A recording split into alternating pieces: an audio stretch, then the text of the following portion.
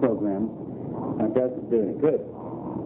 We said too that your statement that you're writing now should start dealing with the things that are on your list of what your tool is requiring of you in programming. Your tool meaning your vehicle. In other words, the unhealthy aspects of your vehicle and the programming that you give that vehicle to work against those unhealthy aspects should be the title of your segment from now on. And we want you to approach it in a very high level and specific way of approaching it. This doesn't mean talking about the next level thing. No, it doesn't mean talking in the language that you talk only in your class. You can do the same thing. We said that you can write segments for humans without talking down at their level. You can still talk at the kind of level that you should have evolved to be talking on now and have them comprehend it without stooping down to be so wordy and put it in the kind of perspective that maybe you had some years ago on those same weaknesses of your vehicle. Now, what was this last thing when you said let's put the tape on? One thing I wanted to put on the line, and I thought I'm going to say this, but bring it out to you.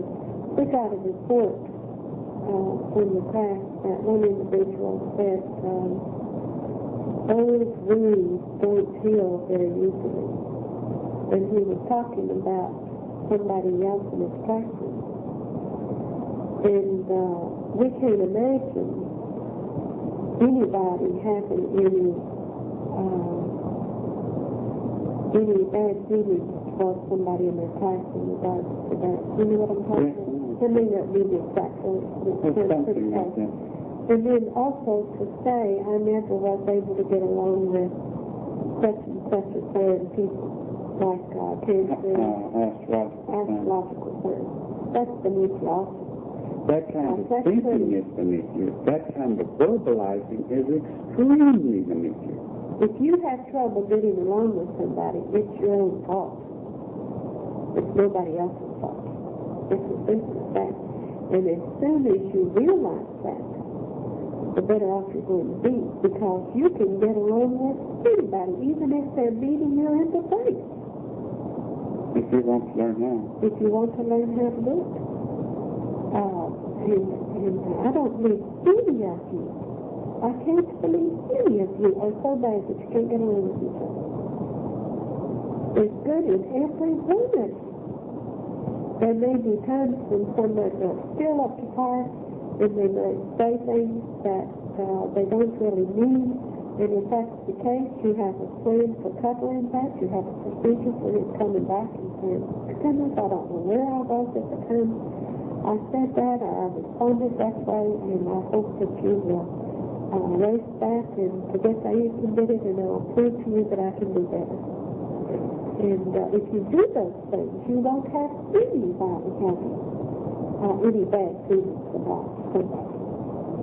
Now, we said that when you're programming, to avoid programming the negative of saying, I'm not going to do so-and-so, but rather say, I am going to do so-and-so. In other words, I'm not going to be impatient as part of it, but you can't stop there. You have to say, I'm only going to know patience. You see what they're saying? Patience is what I am going to be an example of. Patience is what I'm going to vibrate. But if you're just saying, I'm not going to know impatience, you really haven't started programming anything on the plus side. You've only tried to work against the negative side instead of start on the plus side. You also brought up that probably the single greatest hindrance that you have in your not coming up to a higher level of programming is that you're still capable of seeing others in a wrong light. And that if you would program to your computer and to your genes that it's judgment of other individuals and circumstances is not to be trusted. That it does not know how to judge them. And particularly if it ever tries to judge them negatively, it is not to be trusted. I'm not going to listen to my brain if it judges someone negatively. If I hear someone say something that sounds to me as sarcasm or a put down as something, I am going to recognize that the feeling that I have that would label it that is something I have not eradicated, or I wouldn't be hearing that program from myself when that person is speaking. Now, let's take T and O and the changes that have taken place in us from the time we started working together on this task. And yet, let me say this, that like a long time ago, we could hear each other say something, and we thought about what the other one was saying, that just by the tone of the voice and the choice of the words, that it implied thus and so. Now, is it then the responsibility of, and we were wrong. I mean, I've learned that I was wrong in interpreting, just as she has learned that she was wrong in interpreting back then. But is it then the responsibility of T to learn to say things in a way that I don't have to deal with my problem? Now, believe it or not, T, once she becomes aware of my problem, will attempt to say things in a way that will not have me deal with my problem of misinterpretation. You see what I'm saying? But she really shouldn't have to do that.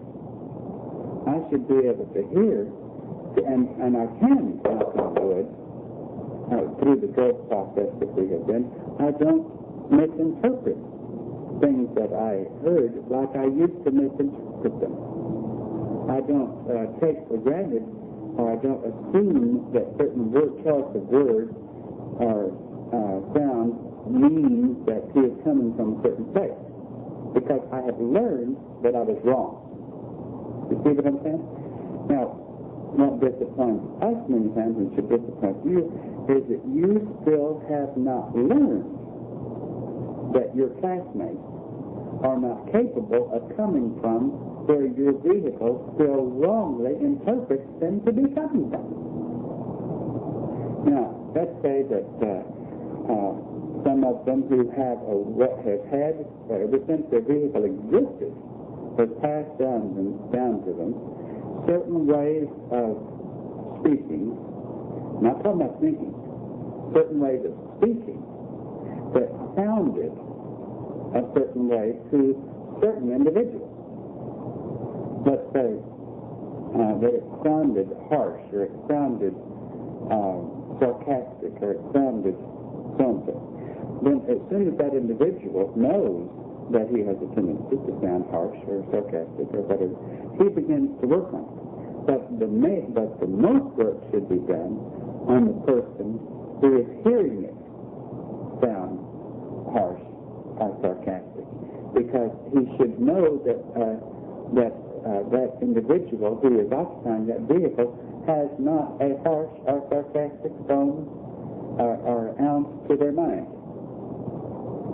That the person who is being offended by that person's way of expressing themselves has not done the correction in their judgment of that individual's expression. They still let the way they think that person sounds color where that person is coming from. You follow that? Anytime, Keith said a moment ago, anytime someone else is causing me anxiety, stress, unhappiness, the gospel truth is, it is me. It is not them. And that's not a way to look at it. That's the truth. And if I still want to point the finger and blame them, it's because I am refusing to change my judgmental programming. I am refusing to make my brain realize it is not capable of listening to certain persons speak or act in a way that their mind would come through, and I can hear their mind. I'm still hearing the things offensive about the way they're saying it. And I'm still hearing that so loud that I don't even hear what they have to say. I'm hearing how they're saying it, and that's offensive to me. And I'm blaming them for my problem. And frequently, that individual can't get the proper objective thought across, because the person that they're trying to get it across can only hear the discoloration of the characteristics that they didn't like. I don't know how else to say it. That's said very well, but there's also another side to it also, and that is the person that's coming across in the way that they describe should also try to change the way he or she is coming across. Well, I tried to make that point, but I'm not. Well, you may have, Yeah. but I may have missed it. But in other words, even if I'm coming across what I think is right, I've got to be aware that if my vehicle has a history of being misinterpreted, or if all of you, don't you all know what the problems of your vehicles are? The weaknesses, the sicknesses, the ailments of your vehicle? And don't you also know that your classmates know what the sicknesses and weaknesses and flaws of those vehicles are? Then am I not going to work doubly hard, even if I feel confident that I'm coming from the right place? I've got to work doubly hard to not let it be distorted by the characteristics of my presentation. In other words, I know I've got a trouble. If I'm going to have difficulty with presentation, I feel that it's an extreme responsibility on me to try to change my way of presentation, to program a different way of presentation. But here's the person over here who's receiving it. Now, his homework is to never hear the presentation. You see, though the person who is sending has to work on his presentation. And does that? I would give anything. I would gladly let you pull on my teeth, pluck my eyeballs out, pull my arms out of their sockets, and put them in the garbage disposal. I mean it. If I could give that to you, if I could give this to you, this lesson to you, and have you adopt it, really adopt it, know it, because you would forward in the direction of next level growth. If you could really get that suggestion. And there's also another thing. You don't go along with somebody.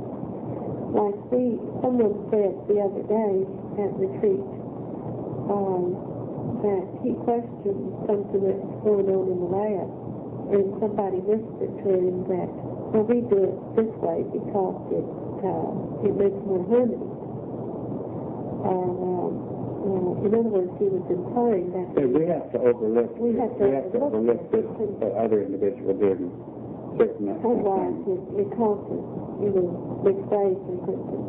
But it is said that the worst thing that Joe could do to me would be to do something because he thought maybe if he did it another way, it would hurt to make me have a bad response. That's the worst way I think that Joe could hurt me, is to go along with me because he thought if he didn't, that he would get mad. And it would also be extremely deceitful of my part. And to me, that's an insult. In other words, if I'm doing something wrong, I want to know it.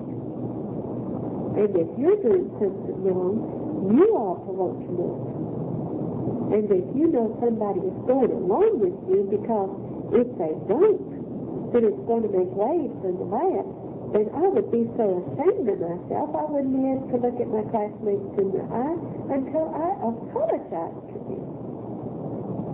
And if you have a circumstance going on like that in your class, you ought to straighten it out very quickly. And the only ones who can straighten it out are the ones that are allowing the classmates to do it.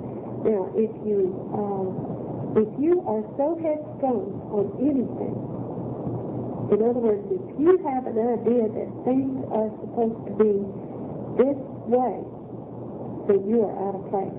Because you're incorrect in thinking that you're trustworthy enough to have that good of a judgment. There's not a single member of the class that could say, well, I happen to know this is the way Lincoln intended it, against all opposition. And say, I know this is right. I know I have the interpretation of this instruction. And if you don't want to go along with it, then you're just refusing to go along with the instruction. Now, none of you are capable of that kind of stubborn adherence to what your interpretation of what is right is. Have you all seen these circumstances in your class? Are we not speaking the truth? And do you all, have you connoted? Do you, in other words,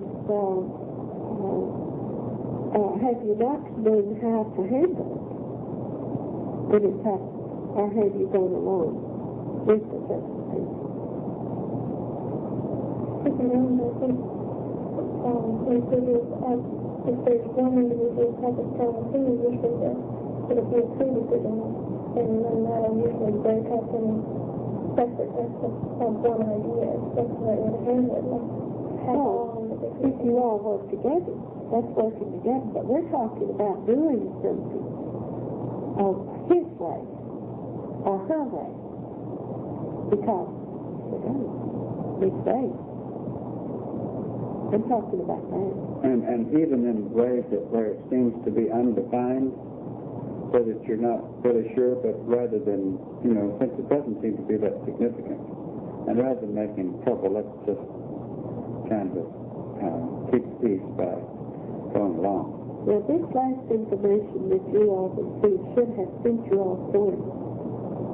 In other words, stories so much that a lot of these little things that have been happening are just almost insignificant. Because they are insignificant. And in other words, it could have sent you high enough so that you could bring in more mind or more feeling is what we're concerned about. More feeling of the next level way. More of yourself. If you brought in enough of yourself, you shouldn't let yourself sink down to see each other in petty ways. When we were moving in, an incident happened with a chest or something, and I don't know, I wasn't there at the time it happened, but there was a little bit of something flare up, and Joe said to them, doesn't matter, it worked out okay. But that individual wanted to express something, and thus it doesn't matter. Nothing bad happened. You remember that incident? And this is how you want to look at the things that happen in the place. Is that important? If you get too much into it, it's going into living on this level. Then you're going to have importance on every little thing that happens. All you're doing is taking up space here. Right. It doesn't mean you're careless. It just means you're giving in to the vehicle's really desire to grind an act, make a point. It's hanging on to human characteristics of all. And it isn't that important to me. The importance is getting the task done. When you get yourself sidetracked by little things that Checody's doing, or Aerody's doing, or Pressody's doing, or something, then who are they? Who are they in your task? They're doing the same task you're doing. Why put them there? Why slow them there just because you're slowed down? Because you're thinking of what they're doing wrong. And once you put over your problem to them, then they're going to be slowed down, and then we will have two people slowed down. Yeah, I'll give you, Meaning you have your mind off of your task. give you a big lesson. None of you were given the task of correcting the problems of your classmates' problems. Not a single one of you was given the task while you're here to correct your classmates' problems. Now, we may have procedures, like procedure helpers. I'm not talking about that. I'm talking about as individuals. Your task is conquering the faults, weaknesses, primitive ways of your vehicle and sending out the vibrations to all who have that difficulty. Not one of you has been assigned the task to correct the faults or problems of another classmate. It's all done on your job when you're looking at that. Right, and to let them be a justification for any loss of time on your part. In other words, it costs me so much trouble I can't even do my work. That means something's wrong with me if they cause me any trouble. They can't cause me any trouble because my mind is on my task. You see what I'm saying? And if you can keep that in mind, because a lot of you are still let the vehicle take the responsibility of wanting to let them know where they should be right. Now, if you're doing that only according to procedures, like Link says, let's have help wanting meetings, let's have procedure helpers, that's not what I'm talking about. I'm talking about individuals who still, in their individual ways, want to let others know their disapproval. And that's completely wrong. I have, as a student, I have no right to disapprove at all of anything other than my characteristics. I have no concern with your characteristics other than I don't want to cause you more difficulty than you have. I want to, if anything, I'd like to lighten your load. But we find that you're still letting your vehicle enlarge the load of others. So they should have the attitude, you cannot enlarge my load. You see, you cannot. My point of view is you're incapable of enlarging my load. Because I'm not going to let anything you do interfere with my load. Well, in the humanness, if there's any humanness left in you, it will, if you're working with somebody who feels that way, you will want to do everything you can to make them weaken. That's it. And you'll do it unconsciously, because that's a human characteristic. Okay. You take a strong person and somebody who has a bone to pick with somebody, or irritable, impatience, or whatever you want to call it. If they are working with that person, they will not be happy until they see tears come out of that person's eyes. And you know this to be a fact. It's the way it is in the human kingdom, how they do it in the kingdom. At this level. Now, what you want to do when you see somebody strong, you want to be able to benefit from their strength. Like, let's say that you're working with, let me try to be more specific. Let's say you're working with somebody in the lab, and you begin to start talking about another classmate, which is against procedure, right? Then the person you work with will try to overlook it and make some kind of comment about, let's change the subject or whatever you're trying to do. But yet that person keeps on talking about the classmate. And then before long, that person who was so strong might begin to get weakened by that negativism coming to them. And before you know it, they start shaking and feeling a little weak. And then the only thing they can do is say back to that person, I thought we didn't have procedure to talk about our classmates that way. And then that person who's doing all the talking about the classmate can become even more awake. And say, well, you've got to admit it's right, you know, or something like that. Or whatever they feel like it is at the time. And before you know it, that person who's trying to be strong will become so weakened that they can't take anymore of it. Which is a good response. Because they could have simplified it by joining that person's negativism.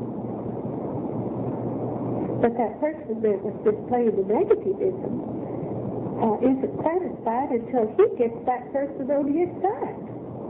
And because that person is rebelling against joining forces with him, and that builds up the force in him to work on that person until that person joins and agrees with what he's trying to say.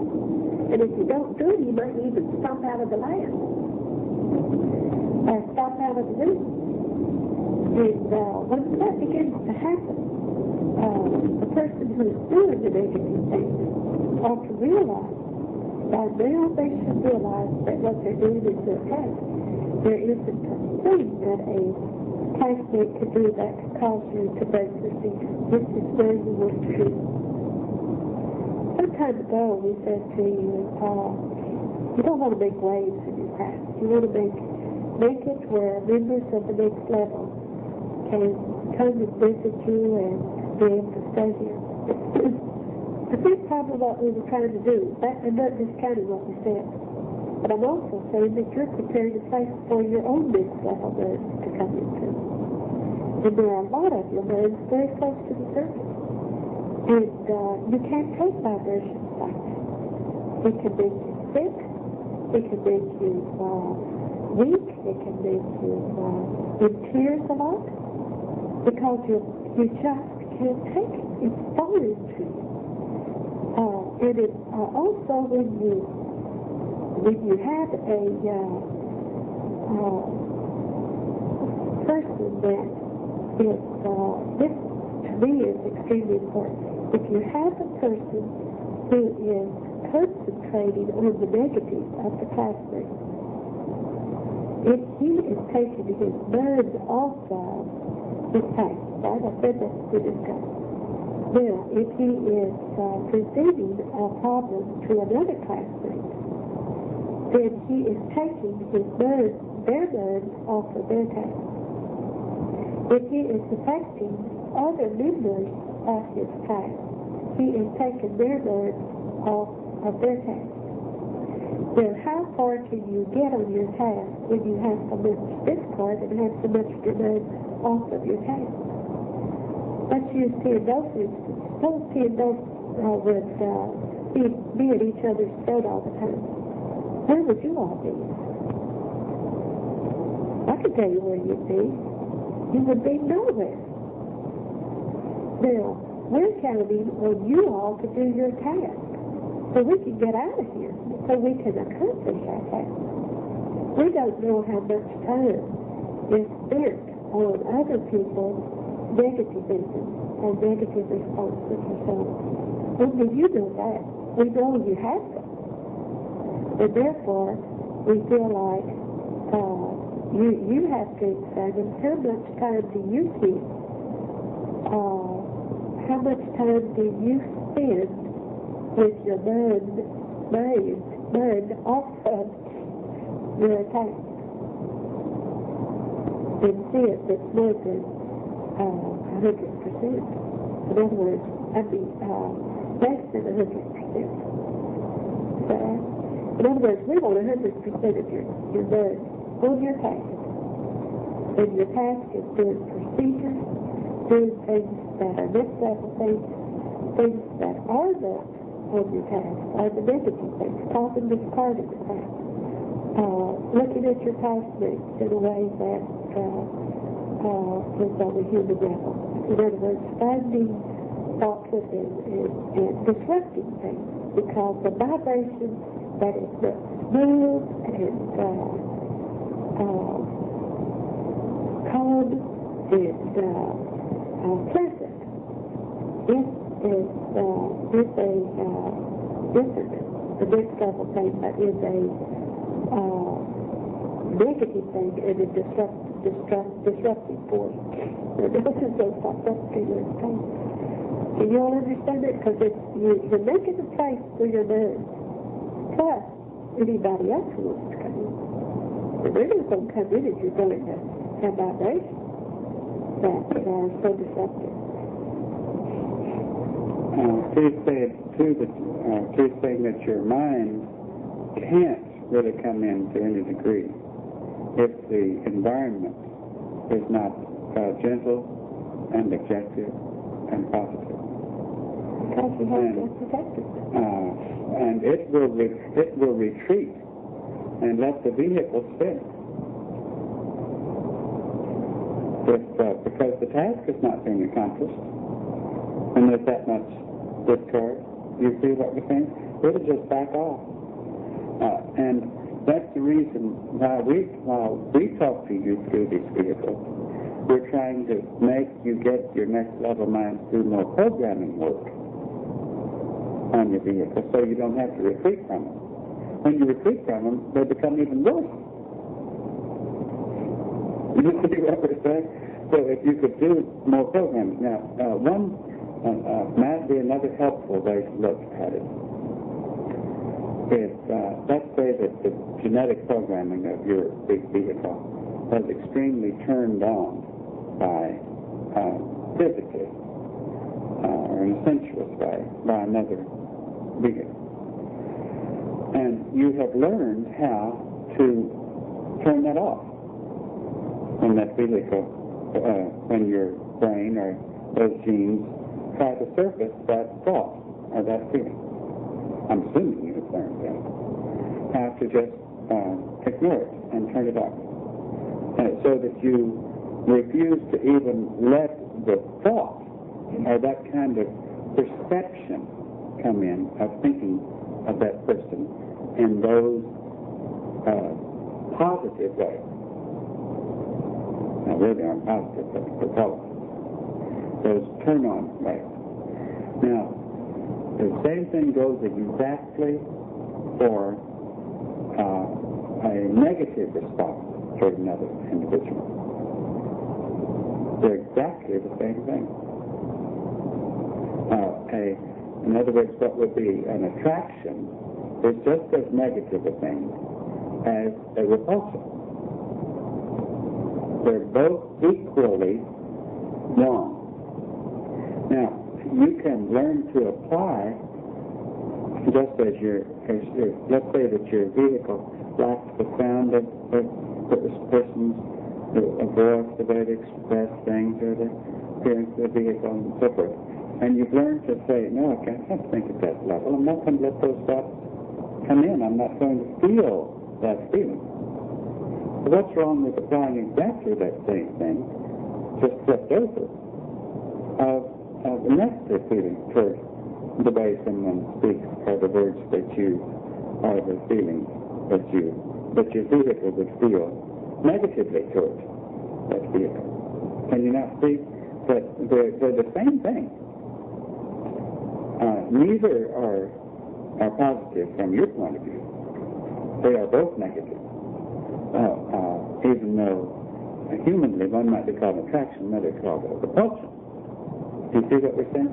So why don't you recognize, do you blame that person? You better not. If you are attracted to them, why don't you blame yourself? You blame your own genetic structure if that feeling of attraction should come in. You realize that there's something in your vehicle that is feeling that is improper, so you close it off. All right, then shouldn't you also automatically blame your vehicle for feeling repulsion? Because it's your vehicle that's feeling the repulsion. You're just as inaccurate to assume that it's the other person who's putting out the stuff that's causing this repulsion, as you would to assume that it's the other person who's putting out the vibrations that's causing an attraction. You see what we're saying? Even though the person on the other end is always aware that he might have the problem and has to put in motion the remedy of never putting out the vibration of attraction or repulsion. If you could reduce those things to attraction and repulsion, and seeing them both as extremely offensive to next level mind. And if you permit vibrations of attraction or repulsion to be present, you're, for that period of time, forcing next level mind to retreat. And you've got to start thinking of these things on a higher level. Can you see that thinking of it as repulsion and attraction is a higher level than thinking of it as that person's sarcasm is always the kind of thing I never could stand? Now that's human talk. That's lower than what we would like to think. Even humans are. That's taking the civility of it way down to being extremely primitive and uncivilized in that kind of thinking.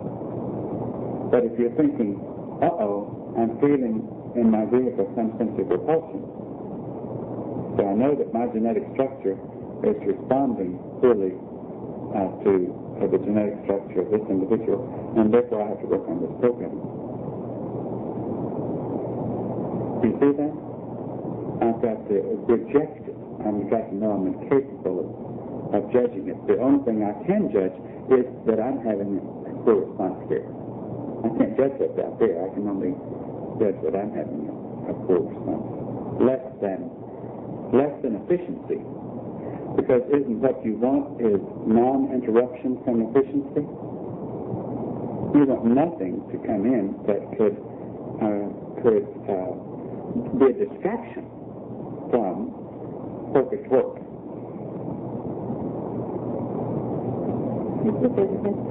Right. This list that you're working on, would it be right to say, if your vehicle had, I don't know how to word it without giving you a clue, but what I'm asking you is, would I say on my list that vehicle has trouble with sensuality? Why wouldn't I? That's right. But how can you be a higher way of looking at it and be specific? Well, studying your energy, unhealthy way is looking for sensation. Okay, now don't talk too quick, because what you want your list compiled of, you're on the right track, but what you want your list compiled of is sentences that would be the programming, sentences of programming that would work for a vehicle with the weaknesses your vehicle has. Yes, now these are high-level programming, but they're specifics as well. Now, we've already gotten a couple of lists, and they're still looking at it from a low standpoint. And still, I have had trouble with this. I'm sorry, we don't listen to vehicle talk. And they should do the Do you see what they say? Huh? They should do the Yes, they should do those lists over. Not one of you have had, we didn't ask you to give us a list of the things that you had back in the garden that you were raised on. Do you see what I'm saying? Because in order for me to say, I still have trouble with so-and-so, the vehicle is talking. Are you not assuming that the eye's in the wrong place? So what you're doing is giving us the programming that you would say to your vehicle, a very high-level programming about its weaknesses, and yet be specific. Okay, does that give you some help without doing it for you? Okay.